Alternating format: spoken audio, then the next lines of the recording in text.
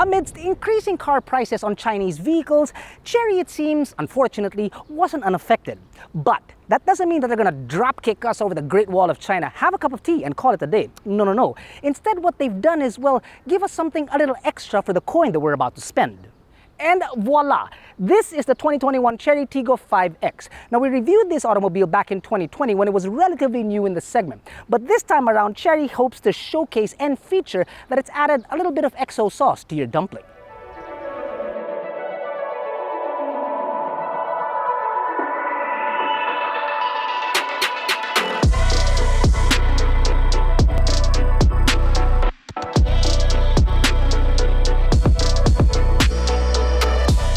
Tiggo 5X Luxury is powered by a 1.5-liter naturally aspirated gasoline engine which produces 114 horses and 141 Nm of torque.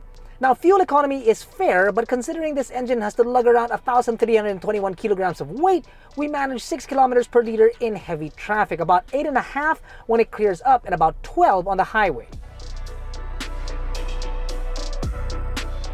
Up front, you're looking at projector headlamps with LED DRLs, contained within what Chery calls a tiger crouching front end. The textures in the grille make for an interesting look, and it does well to stand on its own in the saturated crossover market. It looks like the scales of a dragon, like Mushu. Oh, and do indulge us. What do you guys think is the best looking crossover from China? Would it be this, the Chery Tiggo, or perhaps the Cool Ray, or perhaps even the MGZS, or something else? Do let us know in the comments below. The rest of the exterior is, well, standard crossover with body cladding all around, roof rails up on top, a table knife-like trim on the side, which we pointed out in the first review, updated 17-inch wheels, making for 190 millimeters of ground clearance. At the rear, you get very cleanly shaped LED tail lamps, which I quite like, really, and not one, but two fog lamps found down below. Open it up manually or with the key fob, and you're looking at a decent amount of space with the seats up. Obviously, that doubles when you fold the 60/40 down. Now, Jack says that he had a problem loading heavier stuff into this automobile, but I see no problems with it because the lip is, well, there is one, but it's inconsequential, and really, it's not a problem for my height. Maybe he's too tall. I don't know. See, height is a problem, Jack.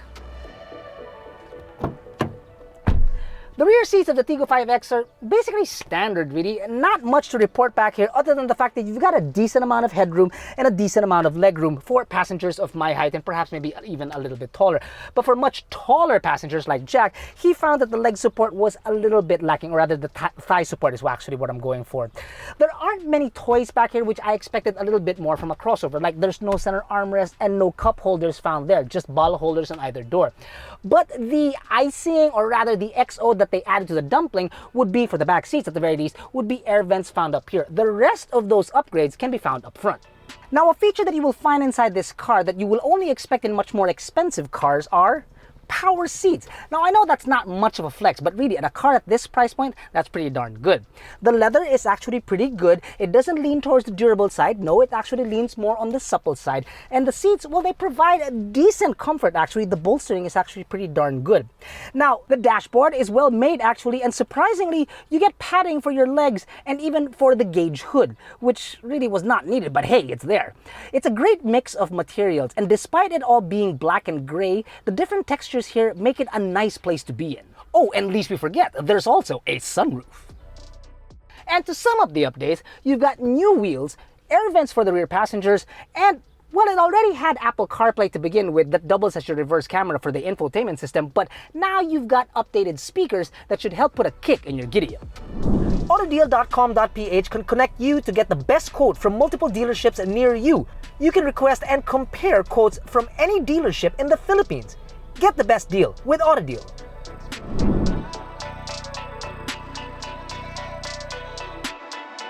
Driving the Tiggo 5X, the first thing that I noticed, to be honest with you, to be completely honest, is that its power is, well, a little lackluster. It feels as if that you have to stand on the accelerator more than you actually should just to get the car going. And even when you do get aggressive with the throttle, it's really a little bit lackluster. But remember, however, that this car is actually first and foremost a city car. So navigating city streets, not a problem whatsoever, and that's also made apparent because the steering is extremely light.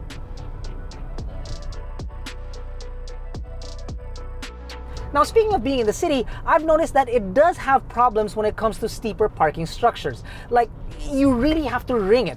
It doesn't necessarily feel like you're choking or it's going to choke up on you. No, nothing like that.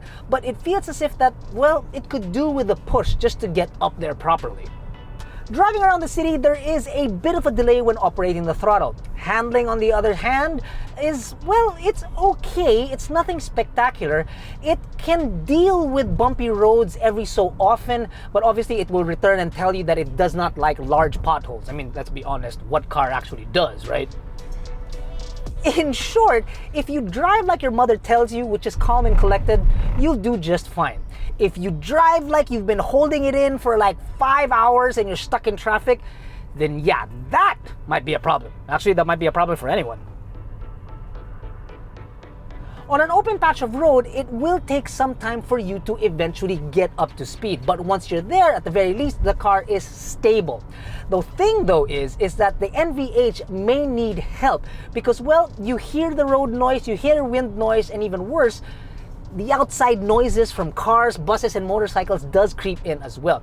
The beauty about it is that thanks to the upgraded speakers, at least you'll be able to drown them out. Now, honestly, there are some departments of this automobile that definitely need some work. But I'll tell you this much, I've been stuck in traffic and I've also been on the open road, and I gotta tell you, driver comfort is actually pretty darn good. With cruise control, might I add. So at this price point, it's actually not bad. It's pretty comfortable. Now, to be completely honest, a car with luxury in its name, priced at a very affordable 970,000 Philippine pesos, you're not expecting much. But to be honest with you, it's got leather all around, a good infotainment, and tech as well.